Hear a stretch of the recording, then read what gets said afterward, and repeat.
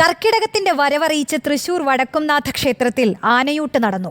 64 ആനകൾ ആനയൂട്ടിൽ പങ്കെടുത്തു. കോരിച്ചൊരിയുന്ന മഴയിലും ആയിരങ്ങളാണ് ആനയൂട്ടിന് സാക്ഷിയാകാൻ എത്തിയത്.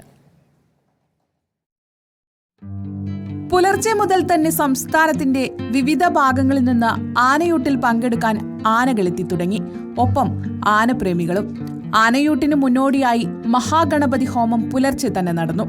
ഇടവിട്ട് കനത്തു പെയ്യുന്ന മഴയത്തും ക്ഷേത്രത്തിലേക്ക് ഭക്തരുടെ ഒഴുക്കു തുടർന്നു.